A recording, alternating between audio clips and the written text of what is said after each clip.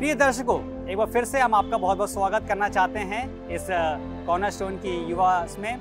और आइए जो है हमारे इस क्लास में आप सभी का हम स्वागत करना चाहते हैं हमारे हापुड़ सीनियर सेकेंडरी के युवा के साथ में। और आइए जो है अब हम अपनी श्रृंखला को आगे बढ़ाने के लिए हम लोग शुरुआती प्रार्थना में जाएंगे, अपनी आंखों को बंद करेंगे और हम प्रार्थना करेंगे। धन्यवाद देते हैं पिता परमेश्वर आपकी तमाम आशीषों और बरकतों के लिए। इस श्रृंखला में प्रभु जी आप हमारे साथ बने रहें, आपकी पवित्र आत्मा के द्वारा हम सभी की अगुवाई करें। और ये प्रार्थना आपके प्रिय बेटे प्रभु यीशु मसीह के नाम में होकर मांगते हैं, आमीन। ओके, आइए जो है अब हम लोग पार्ट 3 की ओर जाएंगे। और जैसा कि हम लोग देख रहे हैं, हम लोग प्रभु यीशु मसीह के बारे में सीख रहे हैं।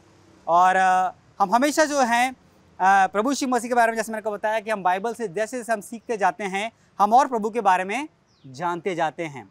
तो आज जो है हमारा जो हेडिंग है वो है उद्धारकर्ता की उल्टी गिनती। उद्धारकर्ता की उल्टी गिनती। हमारा उद्धारकर्ता कौन है? प्रभु यीशु मसीह, है ना। उद्धारकर्ता कौन है प्रिय दर्शकों? प्रभु यीशु मसीह। Very good. तो हम यहाँ पे देखते हैं कि परमेश्वर ने शुरू से मनुष्यों के साथ, हमारे साथ एक वाचा बांधी। क्या बांधी? वाचा बांधी। और हम देखते हैं कि वो हमेशा हर समय जो है अपने लोगों को क्या करता गया? अगुवाई करता गया। अगर हम निर्गमन की पुस्तक में देखते हैं तो वहाँ बताता है कि दिन को वो क्या था? बादल के रूप में, और रात में आग के खंबे के रूप में जो है अपने लोगों के साथ में परमेश्वर बना रहता था। और आज भी इसी तरह से परमेश्वर अपने वचन के द्वारा हमारे साथ में बना है, वो हमेशा बना रहता है। तो आइए जो है हम लोग यहाँ पे देखेंगे कि किस तरह से, अगर हम निर्गमन की बात करते हैं तो वहाँ पे बताता है कि परमेश्वर के लोग क्या हो गए? गुलामी में चले गए। क्यों चले गए? गुलामी में हम कब जाते हैं? क्योंकि उन्होंने परमेश्वर की आज्ञा का उल्लंघन किया, है ना। मतलब उसके विरोध में गए। हम देखते हैं आदम हवा ने भी परमेश्वर की आज्ञा का उल्लंघन किया, तो हम देखते हैं उन्होंने अपना अधिकार शैतान को दे दिया। आज भी अगर हम भी आज्ञा का उल्लंघन करते हैं तो हम क्या करते हैं? पाप करते हैं। क्योंकि आज्ञा का उल्लंघन क्या है? पाप है। तो आप इस बात को आपको जानना बहुत जरूरी है कि आज्ञा का उल्लंघन क्या है? पाप है। तो उसके लिए जो है परमेश्वर ने हमें एक उद्धारकर्ता भेजा, है ना, जिसका हमने जाना इमैनुएल, है ना। हमने जाना नाम इमैनुएल मतलब क्या है? परमेश्वर हमारे साथ है ना। तो परमेश्वर जो है उसने हमारे साथ है और उसने हमको हमारे उस उद्धार के लिए एक उद्धारकर्ता भेजा। हमें उस गुलामी से निकालने के लिए परमेश्वर ने उस उद्धारकर्ता को इस संसार में भेजा। इसलिए हम देखते हैं प्रभु यीशु मसीह का जन्म कैसे हुआ? पवित्र आत्मा के द्वारा हुआ। और उसने क्या किया? किसका रूप धारण किया? मनुष्य का रूप धारण किया। तो मेरे प्रिय, प्रभु यीशु मसीह के बारे में बहुत सारी धारणाएं हैं।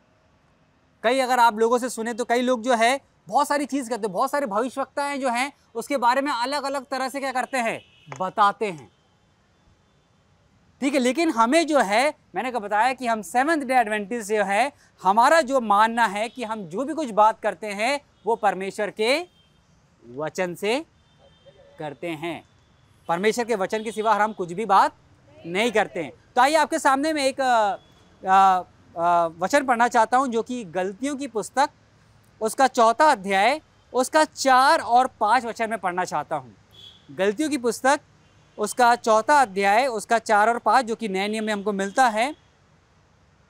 परमेश्वर के कलाम इस प्रकार से कहता है, परंतु जब समय पूरा हुआ तो परमेश्वर ने अपने पुत्र को भेजा जो स्त्री से जन्मा और व्यवस्था के अधीन उत्पन्न हुआ, ताकि व्यवस्था के अधीन को मोल लेकर छुड़ा ले और हमको ले पालक होने का पद मिले।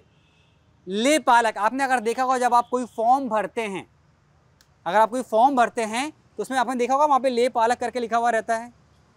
वहाँ पे ऐसे ले पालक नहीं होता, वहाँ पे पालक लिखा हुआ होता है ना। मतलब जो आपके पालक जो आपको पाल रहे हैं या आपको पोस रहे हैं, है ना, उनके बारे में बात करता है, तो उनका नाम वहाँ पर लिखते हैं। उसी प्रकार से परमेश्वर ने जो है प्रभु यीशु मसीह जो हमारा उद्धार करता है, उसने हमारे लिए भेजा और वो हमारा क्या हो गया, लेपालक हो गया। कौन हो गया, लेपालक, ठीक है ना। तो उसने हमको क्या कर लिया है, क्योंकि लिखा है, वचन में लिखा है कि प्रभु ने हमारे लिए क्या क्या काम किए, है ना। इसलिए हम देखते हैं वो हमारे लिए उद्धारकर्ता के रूप में आया। क्योंकि अगर हम उद्धारकर्ता की बात करते हैं तो प्रभु यीशु मसीह, अगर हमने बात की थी कि उद्धारकर्ता के रूप में क्यों आया, क्यों आया उद्धारकर्ता के रूप में, कि हमें अपने पापों से वो क्या करे, छुड़ाए, है ना। उन पापों से हमको क्या करे, दूर करे, उसको धो के शुद्ध और साफ करे। तो हम अगर बात करते हैं शुद्ध और साफ होने वाली बात मेरे प्रियो, तो यहाँ पे अगर हम बात करते हैं शुद्ध अगर हमें होना है, तो अगर मेरे शरीर गंदा हो गया तो मैं साबुन लगा के क्या करता हूँ, साफ करता हूँ। लेकिन अगर हम देखते हैं अगर पाप से अगर हम बोलना चाहिए इस शरीर को अगर हमें साफ करना है, तो उसके लिए हमें प्रभु यीशु मसीह के लहू की ज़रूरत है। बिना प्रभु यीशु मसीह के लहू के हम इस पाप से हम बच नहीं सकते। इसलिए मैंने आपको बताया था कि पाप की मजदूरी मृत्यु है, लेकिन प्रभु यीशु मसीह जो है वो हमारे लिए संसार में आया, मारा गया, गाड़ा गया और तीसरे दिन जी उठा। इसलिए इसको हम क्या कहते हैं, उद्धार करता, क्योंकि वो मृतकों में से क्या हो गया, जी उठा। राज कहां पर है, स्वर्ग में। देखिए उसको कहां से आया था, स्वर्ग से आया था, पृथ्वी पर आया, हमारे लिए अपने जीवन दिया और उसके बाद वापस कहां चला गया, स्वर्ग में। क्या कर रहा है, क्या प्रभु यीशु मसीह का समाप्त हो गया, नहीं, अभी भी उस स्वर्ग में हमारे लिए क्या कर रहा है, जगह तैयार कर रहा है। परमेश्वर से विनती कर रहा है ताकि हम उसको, उसके नाम को ले सकें। तो मेरे प्रियो, जब परमेश्वर ने हमें उद्धार करता दिया है, तो आइए जो है हम उस उद्धारकर्ता को हमेशा याद करें, क्योंकि हमारे पापों से वही हमें उद्धार देगा। तो मेरे प्रिय दर्शकों, आप कहीं मत जाइएगा, फिर से हमारे साथ बने रहिएगा। हम मिलते हैं आपसे एक छोटे से ब्रेक के बाद।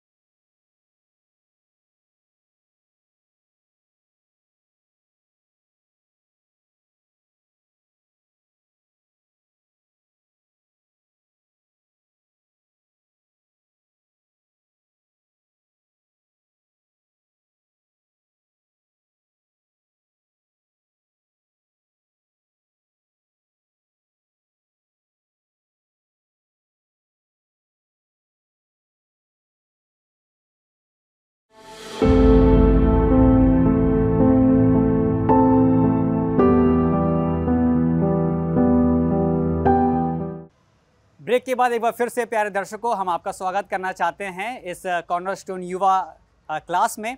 और मैं विश्वास करता हूं कि हम बहुत सारी चीज़ों को सीख रहे हैं। आइए जो है, हमारे बीच में हापुड़ के भी युवा पाए जाते हैं, और जैसे कि हम लोग बात कर रहे हैं प्रभु यीशु मसीह के बारे में, उसके जीवन के बारे में, तो आइए जो है हम देखेंगे यहाँ पे। अगर हम देख रहे थे कि जब समय पूरा हुआ, मैंने आपके सामने गलतियों की पुस्तक उसका 4 अध्याय उसका 4 वचन पढ़ा मैंने। वहाँ पे कहता है, परंतु जब समय पूरा हुआ तो परमेश्वर ने अपने पुत्र को भेजा। तो यहाँ पे हम देखते हैं परमेश्वर ने ये शब्द क्यों इस्तेमाल किया, पुत्र। प्रभु यीशु मसीह के लिए परमेश्वर ने पुत्र शब्द का क्यों इस्तेमाल किया? आप जानते हैं पुत्र शब्द का क्यों इस्तेमाल किया? क्योंकि हमने अभी देखा ना, हमारे संसार में क्या है, वंशज है, पीढ़ी है ना। और हमने देखा इस पीढ़ी में प्रभु यीशु मसीह के भी कौन थे, माता और पिता, है ना। और माता पिता के क्या होते हैं, फिर बच्चे होते हैं, ठीक है। तो अगर हम इस वंशज की बात करते हैं, और यहाँ पे अगर हम बात कर रहे हैं कि जब समय पूरा हुआ तो परमेश्वर ने अपने पुत्र को भेजा। किसको भेजा? पुत्र को भेजा। तो यहाँ पे हम देखते हैं पिता के बाद पुत्र का सारा अधिकार किसका होता है? बेटे का या पुत्र का, है ना। अभी हम पुत्र की बात कर रहे हैं, तो परमेश्वर वचन कहता है कि परमेश्वर के बाद किसका अधिकार किसका है? पुत्र का है। तो परमेश्वर ने अपना पुत्र प्रभु यीशु मसीह को क्यों पुत्र बना के भेजा? क्योंकि इस संसार में हम देखते हैं पिता और पुत्र का एक रिश्ता जो है वो एक बहुत ही घनिष्ठ रिश्ता है। कैसा रिश्ता है? घनिष्ठ रिश्ता है ना। आप जानते हैं आप अपने पापा से कितना प्यार करते हैं? आप कितना प्यार करते हैं? हाँ, बहुत, है ना। तो हम सब जो हैं अपने पिता से बहुत सारा प्यार करते हैं। और मेरे प्रिय, मैं आपको ये बताना चाहता हूँ क्योंकि मेरे पिता आज संसार में नहीं हैं, और जब पिता होते हैं तो हम नहीं जान पाते कि उनका प्यार कैसा है। लेकिन जब बोलते ना कि जब मृत्यु में कोई समा जाता है या मुझे छोड़ के चले जाते हैं, अब मैं समझ रहा हूँ कि मेरे पिता जो है वो मुझसे कितना प्यार करते थे। तो यहाँ पे इसलिए हम देखते हैं परमेश्वर ने प्रभु यीशु मसीह को या हमारे उद्धारकर्ता को उसने पुत्र करके क्यों भेजा? क्योंकि पिता और पुत्र का एक बहुत ही गहरा रिश्ता होता है। ठीक है, उस रिश्ते को कोई जान सकता है? नहीं जान सकते? पक्का नहीं जान सकते? आप नहीं जानते आप अपने पापा से कितना प्यार करते हैं? जानते हैं ना। तो सिर्फ वो पिता पुत्र ही जानता है कि वो अपने पिता जो है वो पुत्र से जानता है कि मैं कितना प्यार करता हूं, और पुत्र जो है वो पिता से जानता है कि मैं उससे कितना प्यार। तो कैसे करेगा वो? उसकी आज्ञाओं का। अगर पुत्र पिता से प्यार करता है तो क्या बताएगा? यूहन्ना 14:15 कहता है, अगर तुम मुझसे प्रेम करते हो तो तुम मेरी आज्ञाओं का पालन करोगे। लेकिन क्या वो उनकी आज्ञाओं का पालन करता है? प्रभु यीशु मसीह परमेश्वर की आज्ञा का पालन करता है? हाँ जी, करता है? करता है नहीं करता है? हाँ, प्रभु यीशु मसीह ने पिता की आज्ञा का पालन किया नहीं किया? हाँ, किया नहीं किया? तो धीरे से क्यों बोल रहे हो? जोर से बोलिए। किया। क्या आज आप अपने पिता की आज्ञा का पालन करते हैं? धीरे से आवाज आ रही है, लगता है नहीं करते हैं। इसे हाँ ऐसे करते हैं, ठीक है ना। तो करते हैं। तो उसी प्रकार से यहाँ बोलता है कि जब समय पूरा हुआ तो परमेश्वर ने अपने इकलौते पुत्र प्रभु यीशु मसीह को भेजा। और हम जानते हैं कि उसने इस संसार में आके जिस तरह से एक संसार की रीति है उसी तरह से प्रभु यीशु मसीह ने संसार की रीति में होके उसने शारीरिक रूप धारण किया। और हम देखते हैं जिस तरह से आज आप और हम हैं उसी तरह से प्रभु यीशु मसीह इस संसार में थे। और वो किस लिए थे? किस लिए आए थे? आपके लिए, हम सब के लिए जो है प्रभु यीशु मसीह इस संसार में आए थे। लेकिन उनका मकसद क्या था? उनका उद्देश्य क्या था? आज आपके जीवन का उद्देश्य क्या है?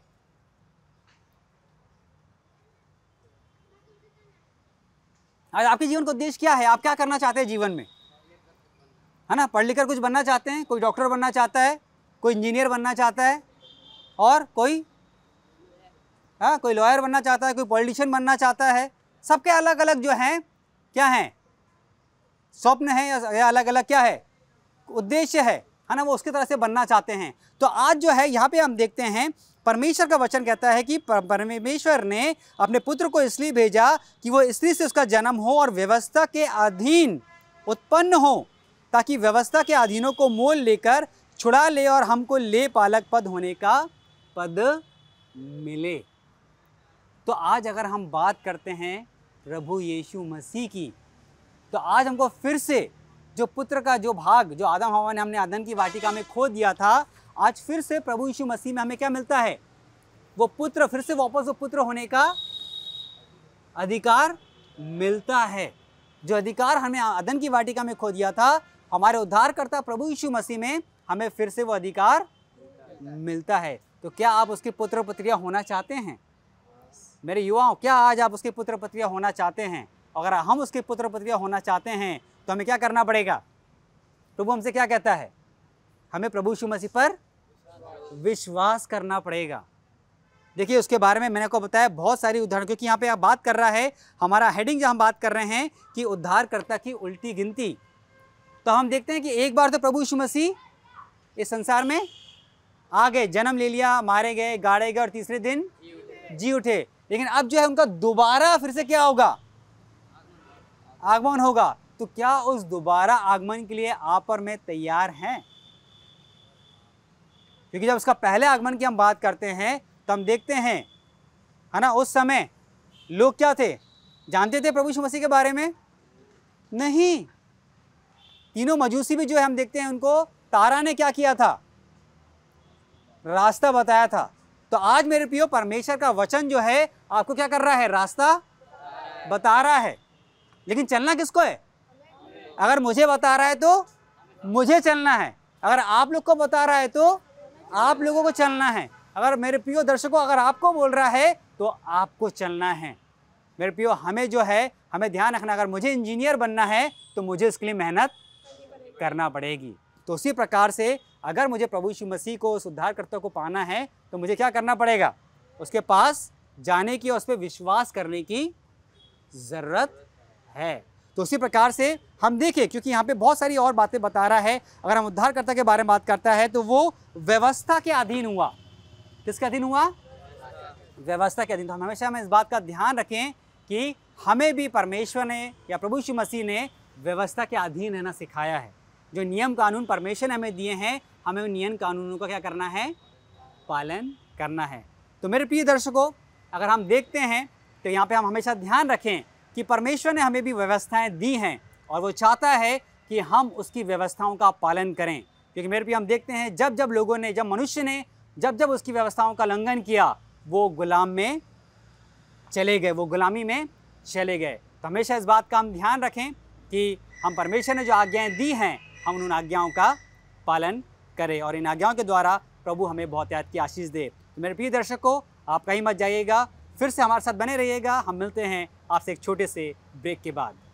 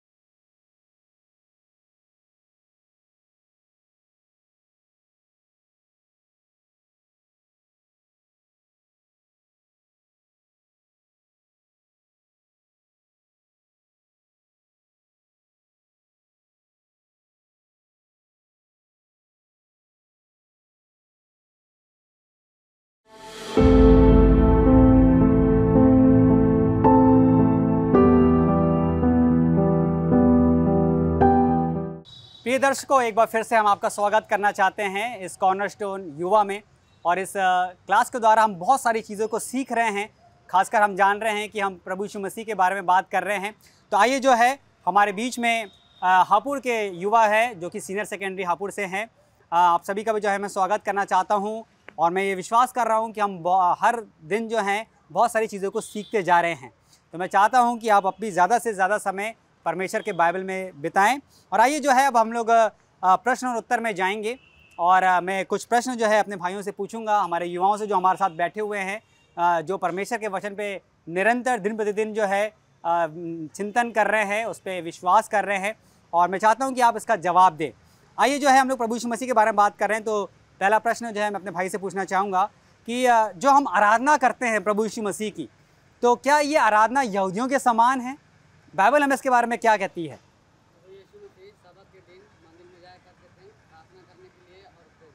बिल्कुल, बहुत अच्छा मेरा भाई। तो यहाँ पे हम देखते हैं बाइबल के बारे में, हमको देखते हैं जब हम बाइबल की बात करते हैं या आराधना के बारे में बात आती है तो हमें सीखना है किससे? हमारे उद्धारकर्ता से। किससे सीखना है? उद्धारकर्ता। उद्धारकर्ता कौन है? प्रभु यीशु मसीह से, है ना। प्रभु यीशु मसीह क्या करते थे? सबत के दिन, है ना, मंदिर में जाते और क्या करते थे? वहाँ पे प्रार्थना करते थे और उपदेश देते थे। तो आज भी हम जब देखते हैं, जब हम चर्च जाते हैं या गिरजाघर जाते हैं या कलीसिया में जब हम जाते हैं तो हम क्या करते हैं? प्रार्थना करते हैं और उपदेश को क्या करते हैं? सुनते हैं, है ना। या जो पासवान है वो उपदेश देता है और हम उपदेश को क्या करते हैं? सुनते हैं। तो यहाँ पे मेरे प्रिय, जब उपदेश हम सुनते हैं तो क्या उस पर हम मनन करते हैं? प्रश्न है। जो भी आप उपदेश पढ़ते हैं, जो बाइबल से आप पढ़ते हैं, क्या आप उस पर मनन करते हैं, सोच विचार करते हैं? करते हैं? पक्का? Very good. अगर ये यूथ अगर करता है तो बहुत अच्छी बात है। और मेरे दर्शकों, मैं भी आपसे बताना चाहूँगा यहाँ पे कि अगर आप भी जब भी परमेश्वर का वचन पढ़ते हैं तो आप उस पर मनन करें, चिंतन करें, विचार करें कि ये परमेश्वर ने वचन मेरे लिए कहे हैं या किसके लिए कहे हैं, और मेरे लिए अगर कहे हैं तो क्यों कहे हैं, किस लिए कहे हैं। क्योंकि जब तक हम परमेश्वर के वचन में समय नहीं बिताएंगे, हम परमेश्वर की योजनाओं को नहीं जान सकते। तो यहाँ पे हम देखते हैं दूसरा एक प्रश्न जो है मैं आपसे करना चाहूँगा, और यहाँ पे बहुत अगर जो बाइबल पढ़ता है वो उसका अर्थ जो है जानता होगा या इसके बारे में जानता होगा कि इमैनुअल का अर्थ क्या है। हाँ जी, बिल्कुल, परमेश्वर हमारे साथ है। क्या आपको लगता है आज परमेश्वर अभी आपके साथ में है? क्या आपको लगता है परमेश्वर अभी आपके साथ में है? बिल्कुल। तो हम महसूस करें कि परमेश्वर जो है वो हमारे साथ में है। जब भी हम परमेश्वर के नाम को, जब आप गिरजाघर में जाते हैं वहाँ पे परमेश्वर आपके साथ में है। जब आप घर में जाते हैं वहाँ पे भी परमेश्वर आपके, आज आपके माता पिता आपके साथ में है क्या? नहीं है। क्या आपका भाई आपके साथ में है क्या? नहीं है। क्या बहन आपके साथ में है? नहीं है। तो हम इस बात को देखें, यहाँ देखें, यहाँ जानने के बारे में आपने कभी सोचा इसके बारे में कि परमेश्वर का वचन कहता है, इमानुएल का मतलब है कि परमेश्वर हमारे साथ है। हर समय, हर जगह, हर घड़ी हम कहाँ देख रहे हैं, क्या कर रहे हैं।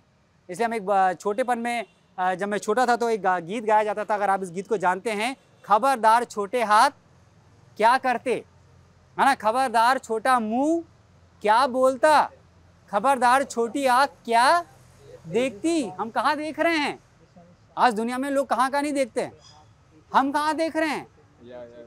ठीक है, तो हमें ध्यान रखना है कि हमने जब बात किया विश्वास करने वाली बात, तो हमें ध्यान रखना है कि हमारा परमेश्वर हमसे क्या चाहता है। एक आखिरी हम क्वेश्चन और पूछना चाहेंगे मेरे भाई से कि प्रभु यीशु मसीह के दोबारा आगमन के लिए, क्योंकि हमने पहला आगमन देख लिया, वो हमारे लिए संसार में आए, है ना, उन्होंने हमारे लिए क्या क्या काम किए।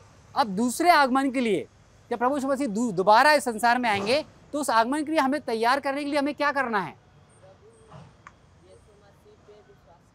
बिल्कुल, हमें क्या करना है? विश्वास करना है। देखिए मेरे प्रियो, यहाँ पे मैं आपको बताना चाहूँगा कि विश्वास जो है वो बहुत ही ज़रूरी है।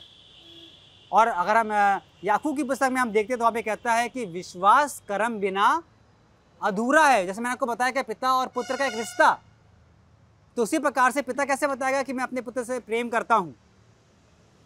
कर्म करना पड़ेगा ना, उसके लिए हमको काम करना पड़ेगा, बताना पड़ेगा। आज आप देखिए आपके पिता वहाँ पे कितना मेहनत का काम कर रहे हैं आपको यहाँ पे पढ़ाने के लिए। तो उसी प्रकार से परमेश्वर पिता ने भी अपने पुत्र प्रभु यीशु मसीह को भेजा, और वो सिर्फ यही चाहता कि हम उस पर क्या करें? विश्वास करें। अगर आप अपने आप को तैयार करना चाहते हैं प्रभु यीशु मसीह के दोबारा आगमन के लिए, तो मेरे प्रियो हमें क्या करना? अपने आप को, अपने हृदय, अपने मन को तैयार करना है। तो आइए जो है अब हम लोग देखेंगे मेरे प्रियो, यहाँ पे अगर हम बात करते हैं प्रभु यीशु मसीह की, तो हम वो उसका दोबारा आगमन या दूसरा जो आगमन बहुत ही जल्द होने वाला है। तो आइए जो है उस दोबारा आगमन के लिए हम अपने आप को तैयार करें। और प्रभु सिर्फ यही चाहता है, परमेश्वर की यही इच्छा है कि वो चाहता है कि हम उस पर क्या करें? विश्वास करें। हमें सिर्फ विश्वास करने की ज़रूरत है। तो आइए मेरे प्रियो, एक बार फिर से जो है मैं आप सभी का, हमारे हापुड़ सीनियर सेकेंडरी यूथ का बहुत बहुत धन्यवाद देना चाहता हूं कि आप हमारे साथ इस श्रृंखला में बने रहें। और मैं विश्वास करता हूं कि आपने बहुत सारी चीज़ें सीखी है। उसी प्रकार से प्यारे दर्शकों, आपका भी जो है मैं बहुत धन्यवाद देना चाहता हूं। और मैं विश्वास करता हूं कि इन अध्ययनों के द्वारा हमने बहुत सारी चीज़ें जो हैं वो सीखी हैं। और मैं चाहता हूं कि आप हमारे साथ इसी तरह से इस होप टीवी हिंदी कॉर्नरस्टोन युवा में आप बने रहें, ताकि हम और भी गहराई की बातें जो प्रभु हमसे कहना चाहता है हम उसमें बने रहें, और हम उन बातों को सीखें जो प्रभु हमें सिखाना चाहता है, क्योंकि प्रभु यीशु मसीह का दोबारा आगमन बहुत ही शीघ्र होने वाला है। तो आइए जो है इन वचनों के द्वारा परमेश्वर हमें बहुत आशीषों को दे। और आइए जो है हम अंतिम प्रार्थना में जाएंगे, अपनी आंखों को बंद करेंगे और हम प्रार्थना में जाएंगे। हे हमारे महान सशक्तिमान जीवते पिता, प्रभु जी एक बार फिर से आपका धन्यवाद देते हैं इस समय के लिए। और हम चाहते प्रभु जी कि आप हमारी अगुवाई करें, निगरानी करें, ताकि इसी तरह से हम मिलकर प्रभु जी आपके वचनों को सीखने वाले हो सकें, क्योंकि ये प्रार्थना आपके प्रिय बेटे प्रभु यीशु मसीह के नाम में होके मांगते हैं, आमीन।